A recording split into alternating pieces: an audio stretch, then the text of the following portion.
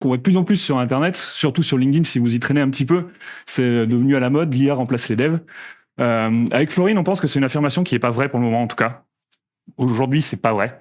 Et on va vous présenter une approche qu'on a pour travailler avec l'IA, travailler main dans la main avec l'IA et essayer d'apporter de la qualité dans le code avec l'IA. Alors bonjour, moi c'est Florine Chevrier, je suis développeuse full stack chez Hippon Technologies. Et moi, Clément Pierrieux, développeur aussi chez Hippon Technologies, j'ai 9 ans d'expérience, ça fait bientôt 3 ans que je suis chez Hippon à faire du craft, à essayer de faire du craft. Alors comme Clément vous l'a dit, c'est vrai qu'on voit beaucoup de choses passer sur l'IA en ce moment, et c'est normal, on a tous un petit peu testé les différents outils, et en fait ce qu'il en est ressorti principalement, c'est que certes l'IA ça code super vite, mais en termes de qualité c'est pas du tout ça. En termes d'évolutivité et de maintenabilité sur le long terme, on n'y est vraiment pas. Ça respecte pas du tout nos bonnes pratiques et tout ce qu'on aime nous dans le craft. Du coup. Ouais, parce qu'avec Florine, on est convaincu que le software craftsmanship, c'est la bonne manière de faire pour apporter de la qualité dans les logiciels, pour avoir des logiciels qui vont être évolutifs, qui vont être maintenables, des logiciels qu'on va pouvoir récupérer dans 3 ans et ajouter de nouvelles features sans avoir des heures d'onboarding, de pouvoir justement onboarder des nouveaux devs. Donc le but, ça va être d'essayer de trouver une façon pour avoir le meilleur des deux mondes ensemble, d'avoir de la rapidité et de la qualité. C'est ça, en fait, la question qu'on s'est posée et ce qu'on a essayé d'expérimenter un petit peu et ce qu'on va vous présenter aujourd'hui, c'est comment on peut trouver des méthodes pour imposer nos standards de qualité à l'IA. De trouver des méthodes, des stratégies pour pouvoir à la fois bénéficier de la rapidité de l'IA et d'avoir ce boost de vitesse, mais aussi de pas en payer le prix en termes de maintenabilité et d'évolutivité. Donc on va vous présenter un petit peu la méthode qu'on a mise en place. C'est ça, on a essayé de mettre en place une méthode à partir de 3 axes, basés sur 3 axes. Le premier, ça va être des tests Cypress, des tests composants pour être plus précis. Cypress, si vous connaissez pas, c'est un outil qui permet de simuler des actions utilisateurs, donc des clics sur un bouton, de remplir des formulaires. Il a un concurrent qui est aussi très connu qui s'appelle Playwright, et on va pouvoir donc rédiger des tests automatisés grâce à ce logiciel-là. Et si vous avez déjà mis en place du Behavior Driven Development dans vos équipes, avec le métier, en général, de la discussion qu'on a avec le métier, on va réussir à tirer des tests de composants qu'on va donc mettre en input de notre prompt et qu'on va donner à l'IA. C'est le premier pilier qu'on va donner à l'IA. Le deuxième pilier qu'on va donner, c'est des tests d'architecture hexagonale, parce que nous, on aime bien utiliser l'architecture hexagonale. Je pense que vous savez à peu près tous ce que c'est, mais pour ceux qui savent pas, très brièvement, le principe, c'est de découper le code pour séparer un petit peu les responsabilités et surtout mettre le domaine au centre du développement. Et donc, on a des super collègues à Lyon qui ont développé une librairie de tests open source, ArcUniTest, qui nous permet de tester notre architecture hexagonale en TypeScript. Et donc, c'est notre deuxième outil qu'on donne à l'IA. Ces deux typologies de tests, ça correspond à un des piliers du software craftsmanship, qui est les logiciels bien conçus, donc avec des tests de composants qui vont nous permettre de valider le comportement de l'application et des tests d'architecture qui vont nous permettre de valider que le code est bien découpé comme on le souhaite. On a déjà un bon composant. Il y a aussi un pilier dans le software craftsmanship qui est la communication et les échanges avec les équipes. Et on est de plus en plus à travailler avec des UI UX dans nos équipes. Et donc, on va récupérer les maquettes qui ont été faites par des UI et UX pour les donner aussi à l'IA. Ça permettra à l'IA de savoir de quelle couleur sont les boutons, comment est le design de l'application, s'il y a une navbar, comment elle est. Donc, ça nous permettra d'avoir globalement le style de l'application. Donc là, on vous a mis un petit exemple de prompt, on y reviendra tout à l'heure, on fait un live coding, donc il y aura du prompt tout à l'heure, c'était juste un petit exemple de prompt pour vous montrer que c'était les 3 choses, et uniquement presque les 3 choses qu'on va donner à l'IA en entrée. C'est ça, et ce qui est important avec ces outils, c'est que les tests ils vont avoir un double rôle, à la fois de décrire ce qu'on attend et de faire comprendre ce qu'on attend de l'IA, parce qu'au final, des tests d'architecture hexagonale, ça décrit une architecture hexagonale, et pareil pour les tests Cypress, ça va décrire ce qu'on attend pour notre application. Et donc, ça va avoir ce rôle-là, à la fois de faire comprendre à l'IA ce qu'on veut, mais aussi le rôle de vérifier le contrat qu'on a passé avec l'IA, parce qu'à la fin de son développement, elle va pouvoir lancer les tests et vérifier qu'elle a bien respecté le contrat entre nous et elle. Donc, et nous, tout au long de ce développement, notre rôle, ça va être quoi? Ça va être de l'accompagner, de la corriger, de la critiquer, parce que ça va pas l'empêcher de faire du code des fois qui nous plaît pas, qui respecte pas nos bonnes pratiques. Donc nous, vraiment, notre rôle, c'est tout au long de son développement, la critiquer, la remettre en question et vraiment la reprendre quand on voit qu'elle fait des erreurs et qu'elle part sur une mauvaise décision de développement. Donc maintenant qu'on a à peu près une méthode en place avec 3 outils à donner, 3 choses à donner à l'IA, il va falloir qu'on ait justement des outils pour pouvoir communiquer avec l'IA. Le premier outil qu'on a, il s'appelle Cline, c'est un plugin open source pour VS Code, uniquement sur VS Code pour le moment. et c'est notre meilleur allié. Il va nous permettre de faire plein de choses. Ici, on le voit sur la capture d'écran, en fait, il se situe juste sur la partie gauche, hein, comme beaucoup de plugins qui existent dans VS Code. La première chose qu'il va faire, c'est déjà qu'il va faire l'interface entre nous et l'IA. C'est lui qui va nous permettre de faire le prompt. La deuxième chose qu'il va faire, c'est qu'il va pouvoir prendre la main sur nos workspaces. Donc, il va pouvoir écrire des fichiers à notre place.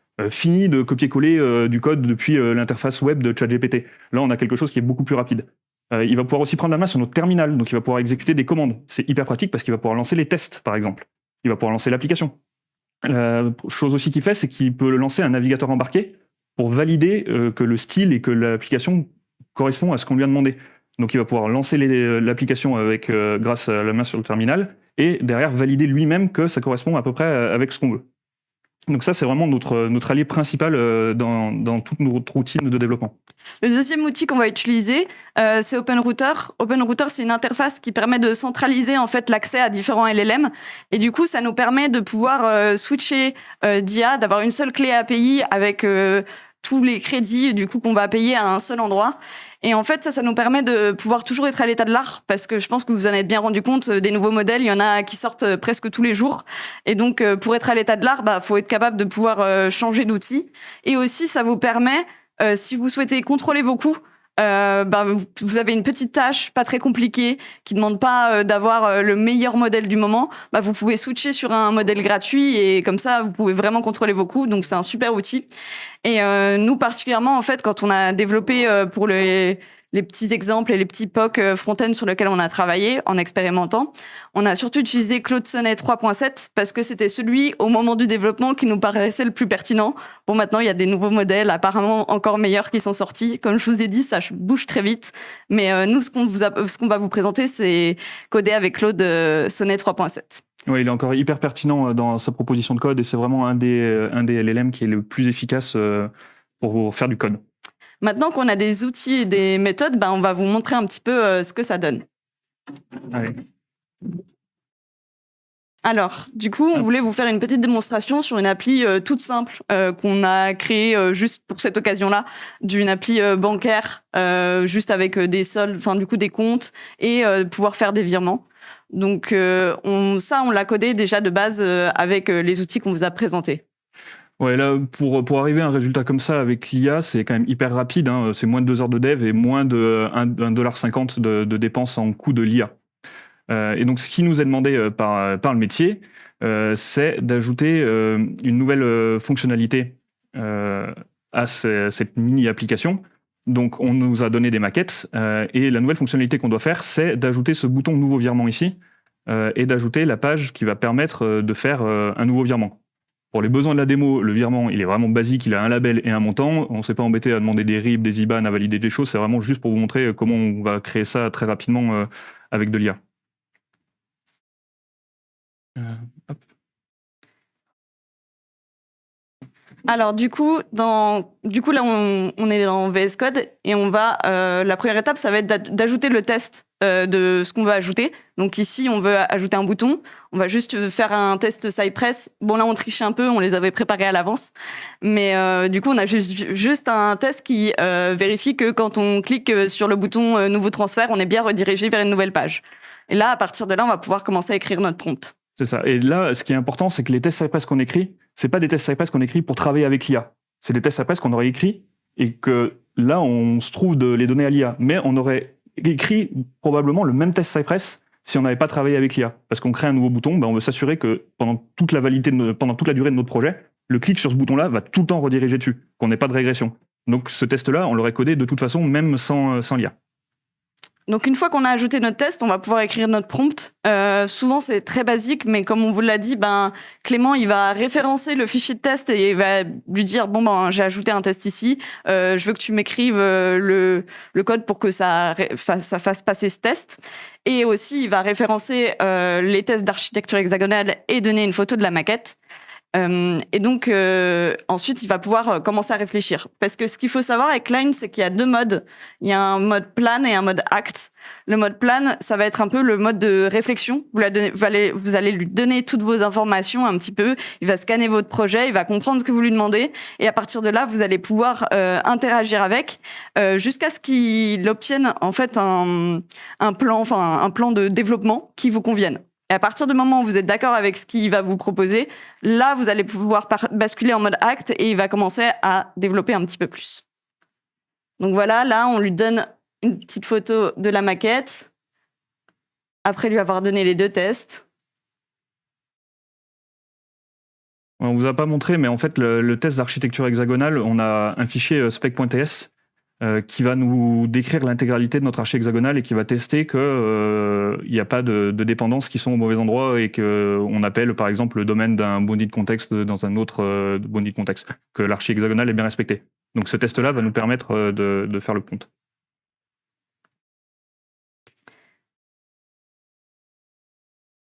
Et voilà. Ce que vous pouvez voir au-dessus, il y a des indicateurs qui sont intéressants. C'est déjà, on peut voir le coût utilisé tout au long de la tâche.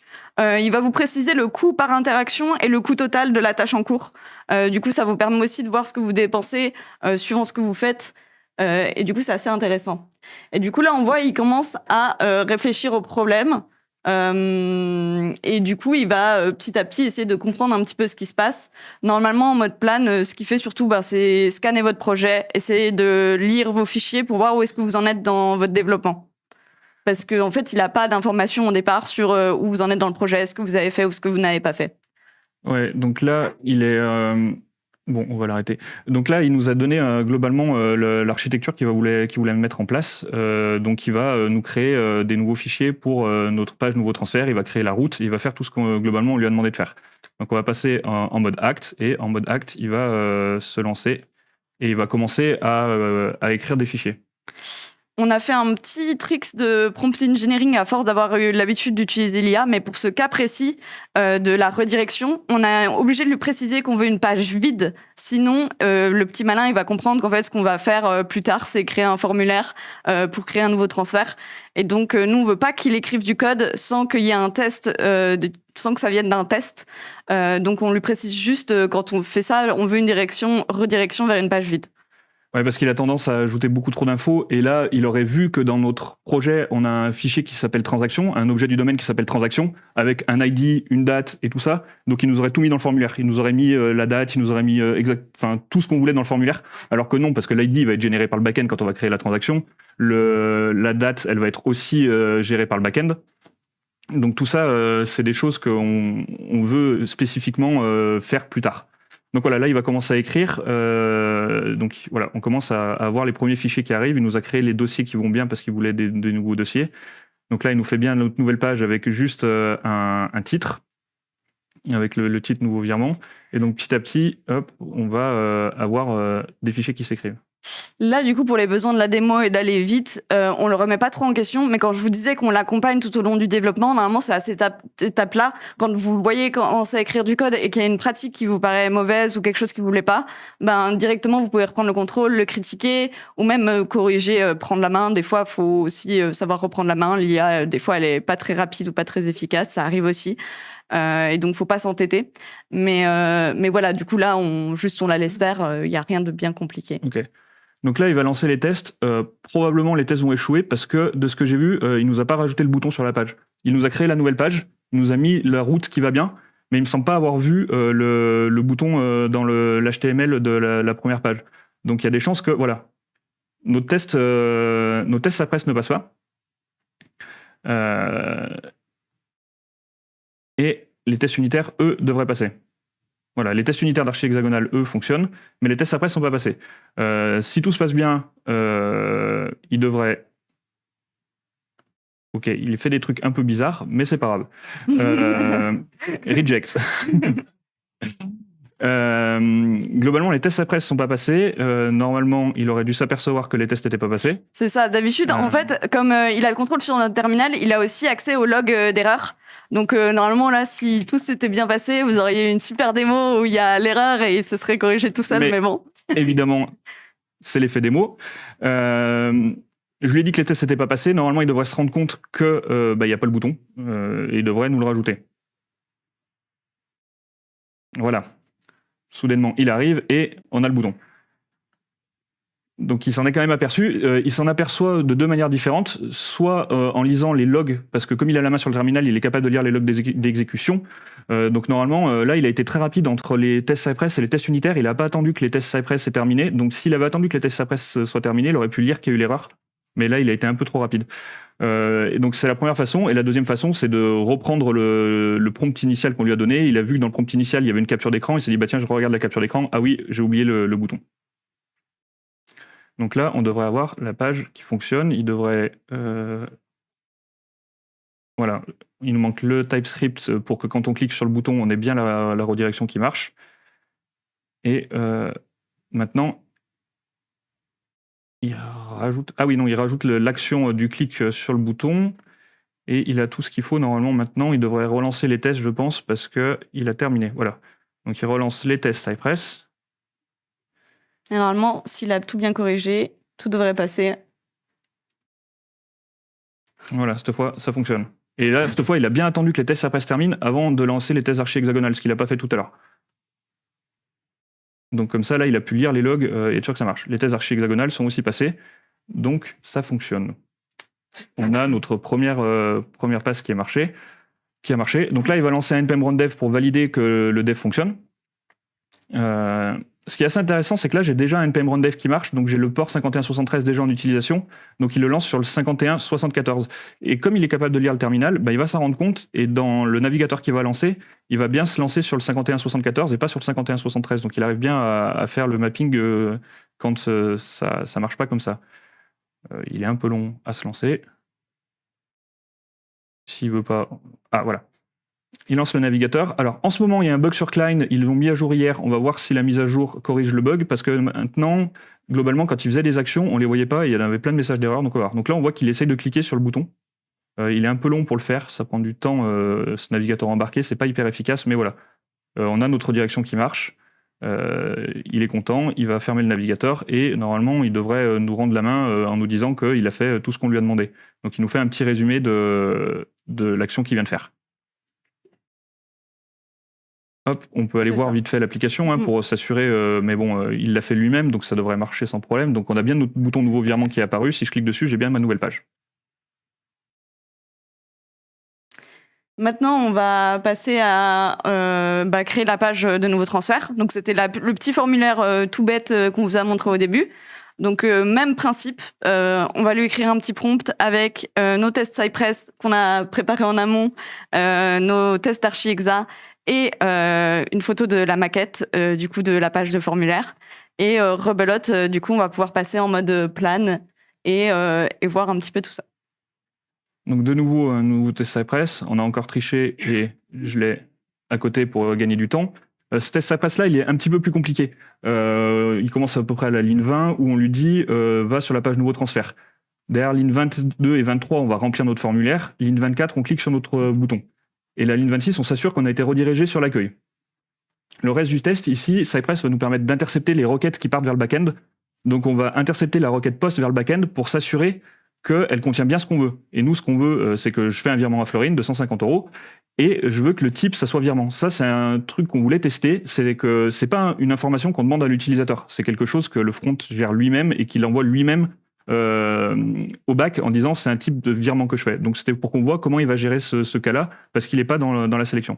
Et enfin, on a juste un petit before each qui nous permet, quand on est redirigé sur la page d'accueil à la fin, d'avoir des infos qui sont dessus. Donc un test Cypress légèrement plus compliqué. Donc voilà, Clément, là, il va préciser qu'il a créé un nouveau fichier de test. Il va lui dire qu'on veut créer du coup cette page de formulaire, et il va lui redonner encore une fois les tests Cypress, tests d'archi-hexa et une petite photo de la maquette. Ici aussi, ce que vous pouvez voir pendant que Clément tape, ici, en fait, ça se voit pas trop, c'est tout petit, mais c'est ici que vous pouvez choisir votre modèle, votre provider. Et il y a plein d'autres paramétrages à faire. Du coup, si vous n'avez pas envie d'utiliser OpenRouter, vous voulez utiliser autre chose, c'est totalement possible. Je crois que vous pouvez même utiliser des modèles en local, si vous en avez. Donc voilà. C'est intéressant de pouvoir tester un petit peu tous les modèles qu'on a à disposition. Donc voilà, la petite maquette du formulaire. On passe en mode plan. Ce que vous pouvez contrôler aussi dans Klein, qu'on aime bien, c'est le auto-approve. Ce qu'on va laisser toujours activer, nous, c'est lui donner toujours l'autorisation de lire tous nos fichiers, parce que c'est un petit peu fastidieux de lui demander l'autorisation. Enfin, il nous demande l'autorisation normalement, sinon à chaque fois qu'il veut lire un fichier, ce qui peut être un petit peu long avec tout notre projet. Mais ça peut être intéressant si vous voulez pas qu'il lise certaines choses. Le truc qu'on laisse jamais en auto-approve, c'est l'édition de fichiers. Parce que, comme je vous ai dit, avant de sauvegarder un fichier et de valider ce qu'il a fait, on veut passer par une phase de relecture et éventuellement de refacto, si ça nous convient pas, ce qu'il a décidé de faire. Donc, c'est toujours intéressant parce qu'à chaque fois qu'on l'a laissé en auto-approve, on s'en est mordu les doigts après, on se retrouvait avec du code pas très joli. Donc pendant qu'il est en train de planifier tout ce qu'il doit faire, on voit qu'il y a quelque chose d'intéressant, c'est la context window qui se remplit petit à petit. Globalement, c'est la mémoire que Klein va avoir. Cette mémoire, elle va dépendre des LLM. Donc sur Claude, on a 200 000 tokens de mémoire. Sur Gemini, par exemple, il y a 1 million de tokens en mémoire. Et plus on va remplir cette mémoire, moins l'IA va être performante. À partir de 75% à peu près, quand on regarde le code source de Klein, on a une dégradation des perfs et de la mémoire. Donc, il va supprimer une partie de la mémoire sans qu'on sache vraiment ce qu'il va supprimer. Et plus ça va coûter cher aussi. Donc, cette context window, il faut être capable de la gérer et de voir un petit peu quand est-ce que ça vaut le coup de recommencer une tâche. Donc là, j'ai recommencé une tâche, donc j'ai perdu ma context window que j'avais dans la tâche d'avant. Donc, il est obligé de relire certains fichiers qu'il avait déjà lus sur la tâche d'avant. Donc, c'est un petit peu un drawback là-dessus. C'est que, malheureusement, il recommence à faire des choses qu'il avait déjà fait. Mais du coup, ça m'assure que Klein va être performant et que je vais un petit peu réduire mes coûts sur l'utilisation. C'est un juste milieu à trouver entre commencer une nouvelle tâche ou poursuivre sur la même tâche. Et pour le moment, ça va dépendre. Là, j'aurais pu rester sur la même tâche parce que la context window que j'avais, elle était vraiment très faible, comme j'avais fait vraiment une toute petite feature vraiment très, très bête. Là, on voit que déjà, elle commence à se remplir un peu plus à chaque fois qu'il fait quelque chose. On a déjà presque un quart de la context window qui est remplie. Ouais, globalement, c'est ça. Comme disait Clément, dès qu'elle est bien remplie, chaque appel API va coûter bien plus cher. Et du coup, ça va vite augmenter vos coûts. Et en termes de qualité, comme disait Clément, vu que la mémoire est coupée un petit peu arbitrairement, on perd pas mal d'informations. Donc, suivant la taille de vos projets et ce que vous cherchez à faire, ça peut être intéressant de passer sur d'autres modèles aussi avec une plus grande context window. On a parlé dans notre abstract de la conférence qu'on faisait du refacto. On avait transformé un petit peu le build en refacto. Et là, c'est clairement un moment de refacto. Le code est presque pas encore là, donc c'est du refacto très tôt, mais c'est du refacto quand même. Parce que là, je vois que quand il veut me créer une nouvelle transaction, il va m'utiliser un partial de transaction.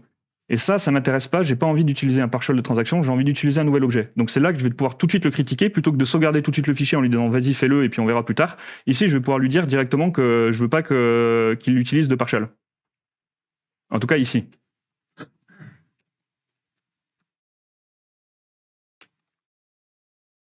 Donc, je lui dis d'utiliser un nouvel objet. Object avec un B, c'est mieux. Et quand on va sauvegarder ça, il va tout de suite comprendre et il va me dire OK, je crée un nouveau transfert. Et là, il me met tout de suite l'objet comme il était dans notre demande, avec la description, le montant et le type. Donc là, on voit qu'il choisit déjà de mettre le type, le fameux type qu'on n'était pas sûr de si on le mettait dans le primary, dans le domaine, dans le secondary. Là, il a choisi de le mettre délibérément dans le domaine. Donc bon, est-ce que c'est ce qu'on veut, est-ce qu'on sait ce qu'on veut pas? Je sais pas, ça me paraît pas trop mal de l'avoir ici. Peut-être que ça aurait été bien de l'avoir uniquement dans le secondary, c'est à voir en fonction de ce que vous préférez. Donc là, on va avancer un petit peu dans la création des fichiers. Et petit à petit, il va tout nous créer qui va bien. Donc là, c'était l'appel back-end. Mais du coup, en termes de bonnes pratiques, vous avez bien vu, il y a des objets du domaine. Il n'y a pas du tout de contrôle sur les attributs. Nous, on ne mettrait pas des types primitifs de base dans le domaine. Il y a plein de choses qu'on aurait fait que là, on ne fait pas parce que on a fait un petit projet rapide de démo. Mais en soi, vous pouvez totalement le faire parce que ce qu'il faut savoir, c'est que plus vous êtes sévère avec l'IA, surtout avec votre premier composant de votre projet, toutes vos bonnes pratiques, en fait, il est très consistant. Donc, s'il va lire votre composant et à savoir un petit peu ce que vous avez fait avant, si vous créez un nouveau composant, souvent, il va respecter des pratiques similaires, que ce soit de nommage, de codage, peu importe. Donc, c'est pour ça que c'est très important d'être sévère avec dès le début et pas de le laisser faire ce qu'il veut. Et du coup, j'avoue que des fois, là, nous, on est un petit peu des mauvais exemples. Mais voilà, c'est vrai que c'est important d'être sévère avec. Ouais, on voit qu'il a choisi délibérément de nous rajouter une règle de gestion qu'on lui a spécifiée nulle part, où il décide que s'il n'y a pas de valeur dans la description et dans le montant, il fait un return, donc il sauvegarde pas le transfert. Donc là, est-ce que ça serait peut-être quelque chose à valider dans le domaine ou quelque chose à valider ailleurs? Probablement. Et ici, il y aurait sûrement un petit refacto à faire pour avoir quelque chose de plus propre ici. Je crois qu'il a quasiment fait tous les fichiers. À mon avis, il va relancer les tests rapidement. Ouais, voilà, il relance les tests Cypress pour s'assurer que la feature elle fonctionne.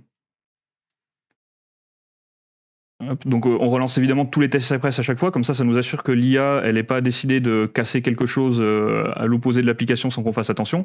Donc notre nouveau test est passé. On va tester l'architecture hexagonale maintenant. Elle est passée aussi. Donc tout s'est bien passé. Il nous fait notre petit résumé. Et on va pouvoir aller voir ce que ça donne. Ou peut-être qu'il va essayer d'aller voir lui-même. Ça dépend des jours. Donc Ouais. il veut pas aller voir lui-même. Et allons voir nous-mêmes. Hop, donc j'ai bien mon bouton nouveau virement, j'ai bien mon formulaire qui est là. Normalement, on en était à peu près sûr, étant donné que le test d'architecture était passé, il y a pas de raison, le test Cypress était passé, il n'y a pas de raison que ça fonctionne pas. Et si je valide le virement, il arrive bien dans les transactions. Ça fonctionne parce que j'ai un petit backend Java qui est à côté qui permet de sauvegarder rapidement les choses. Donc voilà. C'est ça. Et en fait, nous, pendant tout ce développement, on vous a caché aussi un petit point de paramétrage qu'on peut faire avec Line pour arriver à un résultat bien plus qualitatif. C'est un fichier qui s'appelle Klein Rules, où vous pouvez vraiment définir dedans tous vos bonnes pratiques et vos règles de développement. Et c'est là où, quand vous allez le critiquer, par exemple, ou qu'il va prendre une décision qui vous plaît pas, vous pouvez non seulement le critiquer et dire ajoute une règle dans Klein Rules pour que tu ne refasses jamais cette erreur. Et en fait, du coup, c'est un petit peu fastidieux au début parce que vous allez beaucoup le remettre en question, beaucoup refacto, beaucoup le critiquer. Mais en fait, petit à petit, vous allez réussir à définir vos propres règles qui vous conviennent mieux et du coup avoir une qualité de code qui est plus proche de la vôtre. Et une fois que vous avez des bonnes Klein Rules bien génériques, vous pouvez tout simplement la passer d'un projet à l'autre. Et vu qu'elles ne changeront pas énormément, et donc vous repartirez d'une base un peu plus saine. Ouais, donc par exemple, on a le test d'architecture hexagonale qui nous oblige à avoir la structure des composants en 4 fichiers différents, le fichier vue, le fichier TS, le fichier HTML, le fichier CSS. Ça, c'est dû à notre test d'architecture hexagonale. Donc, il en a créé une rule parce que là, lui a demandé lui-même de générer ses Klein Rules, ses propres Klein Rules. On a dit à Klein, maintenant qu'on t'a corrigé, qu'on t'a donné plein d'indications, génère des Klein Rules qui correspondent à tout ce qu'on t'a dit. C'est ça, mais comme il les a générés lui-même, c'est comme pour le code, il faut relire et passer derrière. Et là, typiquement, il nous a fait des règles où nous, on n'était pas du tout d'accord avec, où il allait bien trop dans le détail, où c'était pas du tout générique, justement, c'était très spécifique à notre projet, voire à une page, ou voire un petit élément d'une page. Donc ça, c'est vraiment pas du tout ce qu'on recherche. Par exemple, avec les erreurs... Ouais, la gestion des erreurs est chaotique. En fait, à chaque fois qu'on a quelque chose d'asynchrone, il nous met un try catch pour le tester, et du coup, à chaque fois qu'on va faire un appel asynchrone, on va avoir des try catch. Donc on a des try catch dans toute l'application, à toutes les couches de l'archi-hexa. Donc la gestion d'erreur, elle est vraiment chaotique. Il faudrait qu'on la gère et qu'on vire ça des Klein Rules, qu'on le supprime ou qu'on lui définisse vraiment dans les Klein Rules quelle gestion on veut. Donc au final, c'est pratique parce que c'est quand même un fichier texte qui est facilement lisible par les utilisateurs et qu'on peut aller modifier nous-mêmes à la main ou demander à Klein d'en rajouter un petit peu s'il a besoin. Et la deuxième chose qui est pratique avec Klein, c'est qu'on peut lui donner des instructions qu'il va exécuter dans tous ses prompts. Donc là, on lui dit d'utiliser les Klein Rules. Normalement, Klein, il n'a pas besoin qu'on lui dise, mais là, on voulait vraiment sûr qu'il utilise les Klein Rules, donc on lui l'a remis ici. Mais on lui a mis aussi les 2 commandes à exécuter quand il doit lancer les tests Cypress et les tests unitaires. Ça, c'est juste pour lui éviter à devoir lire le package JSON à chaque fois qu'il va vouloir lancer les tests. Ça nous fait gagner un peu de temps et du coup, un tout petit peu d'argent, ça lui évite de lire plein de fois le fichier. Et il est un petit peu plus rapide pour lancer les tests. Hop, on va revenir sur la présentation. Donc voilà, comme je vous disais, les Klein Rules, c'est super, mais à condition de, comme pour le code, derrière l'IA, en tout cas si vous lui laissez la main pour les générer, faut toujours la relire, parce que là, par exemple, notre fichier Klein Rules, il est beaucoup trop long, il y a beaucoup trop de règles, je pense certaines qui sont pas nécessaires, et c'est beaucoup trop spécifique à notre projet, c'est pas du tout assez générique. Le but, ça serait d'avoir quelque chose de vraiment global qu'on puisse utiliser dans plein d'autres projets. Et aussi, comme on disait, il faut être vigilant avec ce qui était ajouté. Par exemple, des méthodes pour gérer les erreurs qui nous plaisent pas. Ouais, sur la qualité de code, c'est pas parfait. On est loin encore du code que nous, on écrirait, mais on s'approche à quelque chose qui commence à être pas mal au niveau, en tout cas, de l'architecture et tout ça.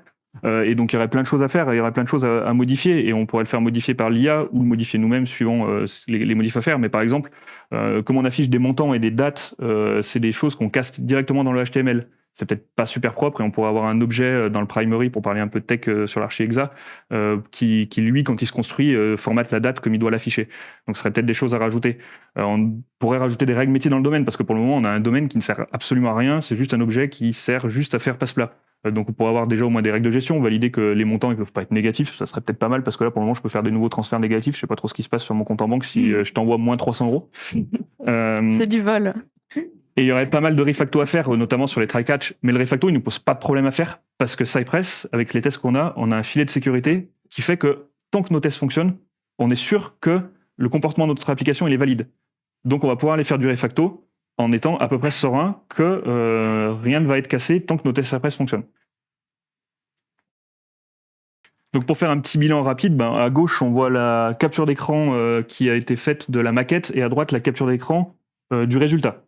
Donc au final, pour avoir tout, ici il n'y a pas la partie avec le bouton sur la capture d'écran, mais donc globalement pour avoir tout, là on n'a pas vraiment fait attention, mais si je regarde les 2 prompts que j'ai fait dans mon historique, on voit qu'il y en a un qui m'a coûté 42 centimes pour la partie feature et 85 centimes pour la partie d'avant. Donc on en a pour aller $1,30, $1,40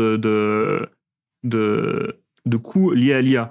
Donc au final, on avait eu pour $1,50 la première partie, donc en fait pour $3 à peu près de coût d'IA, et on va dire en moins de 2 heures, on arrive à avoir quand même une appli qui commence à pas trop mal marcher, avec quelques features qui sont intéressantes, et d'avoir une bonne base de code pour faire un peu de refacto et avancer sur les prochaines features. Par contre, c'est sûr, le résultat, il n'est pas parfait, surtout au niveau du style. Vous pouvez le voir, on n'a pas quelque chose d'identique, on a quelque chose qui s'y approche, mais c'est pas parfait, et ça s'explique parce qu'en fait, quand on donne une image à une IA, elle va la traduire en token, et dans cette traduction, en fait, elle va perdre plein d'informations sur le style, sur le layout, et du coup, ça fait qu'elle n'est pas capable de reproduire le style à l'identique. On s'était dit que pour contourner ce problème, parce qu'au final, le style, c'est là où on a le plus repris la main, qu'on a dû prendre la main, parce que même quand on critiquait l'IA, elle avait du mal à comprendre ce qu'on voulait dire. Donc c'était là où on a dû le plus retravailler.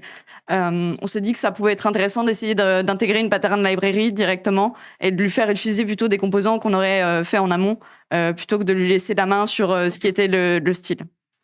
Pour un client sur un POC, on a fait un front-end où il y avait 4 hexagones qui s'imbriquaient les uns un peu comme un nid d'abeille. Ça, l'IA, ça a été une catastrophe pour lui faire imbriquer les nids d'abeilles au bon endroit. On avait des nids d'abeilles à droite, à gauche, en bas, et c'était une horreur pour faire du style là-dessus. Dans le titre de notre talk aujourd'hui, on a mis TDD. Au final, on vous a un peu menti, c'est pas vraiment du TDD. C'est beaucoup plus du test first que du TDD. On peut dire qu'il y a un petit peu la partie outside in TDD, où on a la partie outside avec nos tests Cypress, mais on n'a pas du tout la partie inside. Donc c'est surtout plus du test first que du TDD. Par contre, l'IA fonctionne très très bien en TDD. Donc là, par exemple, pour ajouter des règles de gestion sur notre domaine, on pourrait très bien juste coder le test en TDD, et elle ferait la feature très facilement, et ça serait très rapide pour faire le code qui correspond au test qu'on aura écrit. Pour faire un petit bilan, nous, on estime que le gain en temps estimé, c'est à peu près de 50%, en tout cas sur des petits projets comme ça qu'on a fait, POC front-end, qu'on a fait pour différents clients. Franchement, on a vu qu'on gagnait énormément de temps, surtout une fois qu'on avait bien pris en main l'outil. Après, on pense que sur des plus gros projets, ça sera beaucoup moins, mais on est persuadé que ça sera quand même un gain de temps et pas une perte de temps. Donc voilà, je pense que c'est un très bon outil. Oui, ce qu'il est du coup, on a fait pour des clients, on a fait des POC un peu plus gros qui sont même partis en production pour certains. Au final, en travaillant à deux, en faisant un POC où il y avait 5-6 écrans, pas mal de filtres, des graphiques surtout, des camemberts, des histogrammes et tout ça, pas mal de tri, ça nous a coûté $70 de surcoût de licence IA, on va dire. Donc ce qui est au final sur une semaine de dev, pas tant que ça comparé à nos TJM à tous. C'est quand même relativement abordable.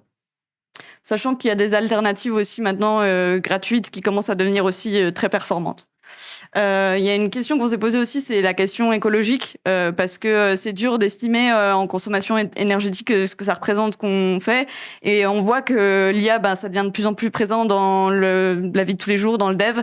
Et c'est vraiment une question qu'il faut qu'on se pose, parce que c'est important de s'intéresser à l'écologie et à notre avenir. Et au final, notre ressenti là-dessus, est-ce que ça bouscule nos bonnes pratiques, enfin nos pratiques? Bah oui, on a été vraiment bluffé de la capacité de l'IA à s'adapter et à comprendre en lui donnant un fichier de test architecture hexagonale qu'elle nous génère de l'archi hexagonale. Ça nous a vraiment surpris, on pensait vraiment que ça, elle n'arriverait pas du tout à le faire. Ça nous a surpris à quel point elle est quand même capable de réussir à reproduire des captures d'écran à peu près à quelque chose près, comme le disait Florine.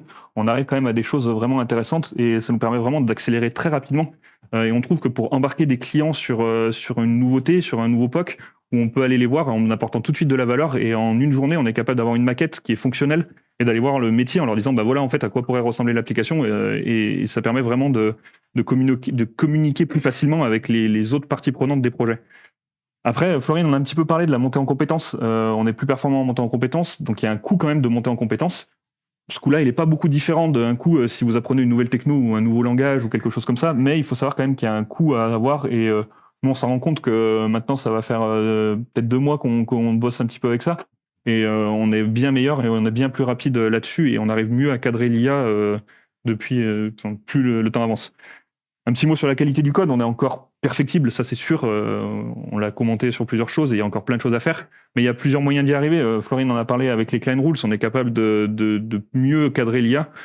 Et encore une fois, le refacto, il nous fait pas peur parce qu'on a nos tests et ça nous pose pas de problème et on est serein pour faire du refacto.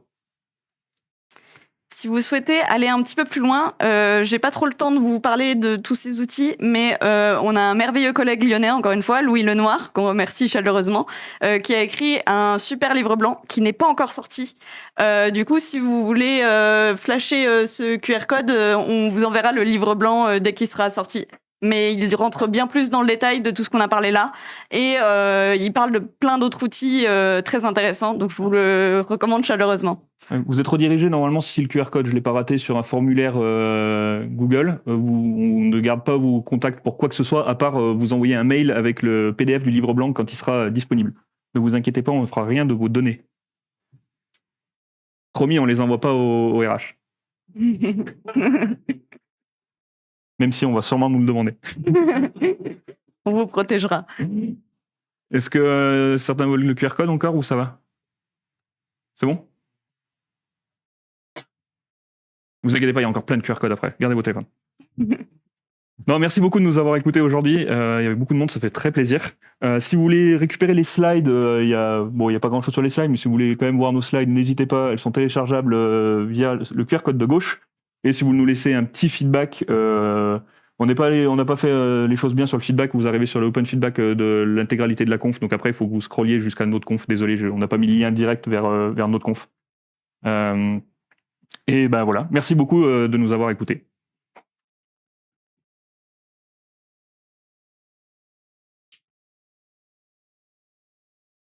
Ouais, bien sûr. Ouais, on a 6 minutes pour répondre à des questions.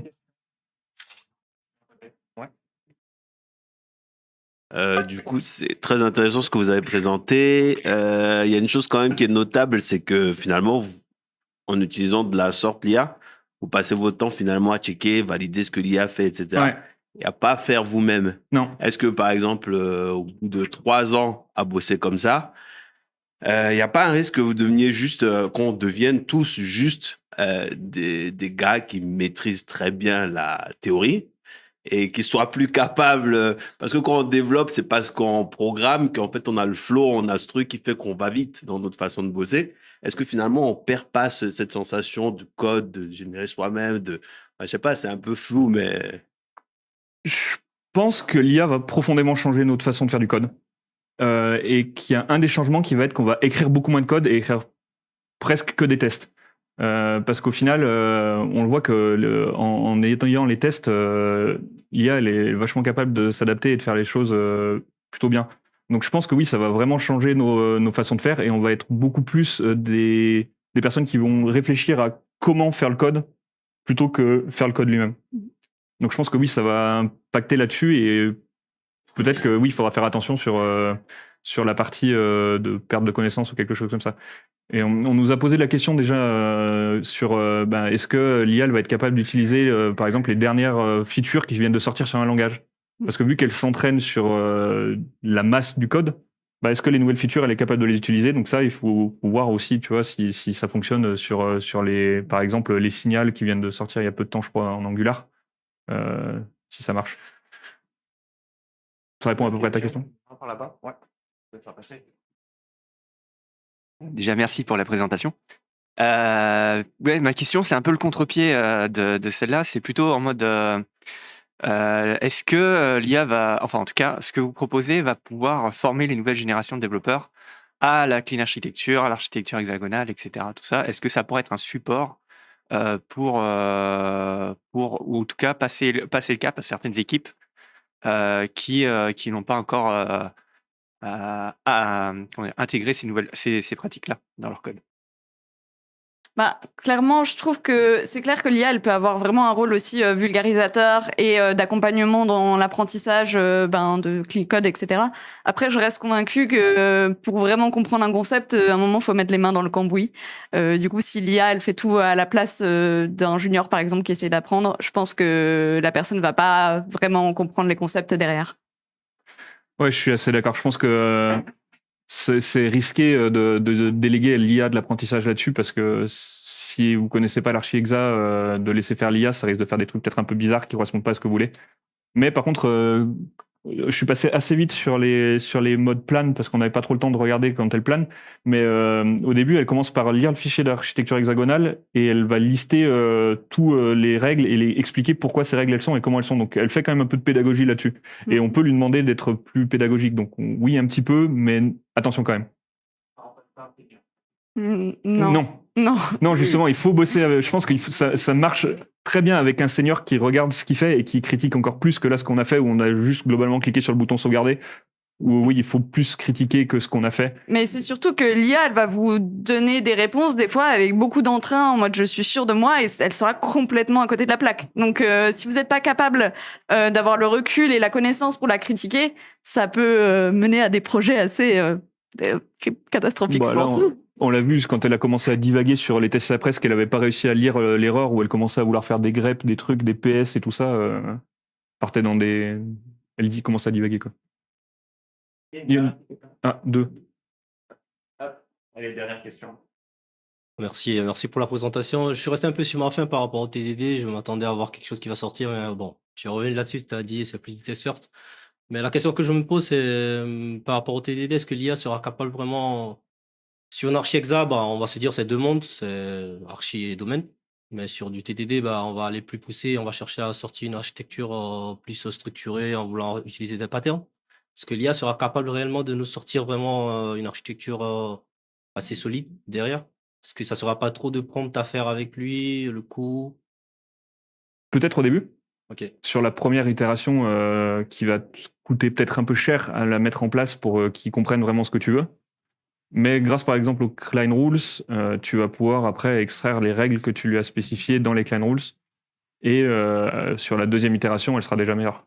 Donc elle s'améliore aussi petit à petit grâce au recadrage que tu lui fais. Après, il faut essayer. Hein. Ouais. S'il y a quelque chose à retenir, ouais, c'est essayer. Merci à vous. Merci beaucoup.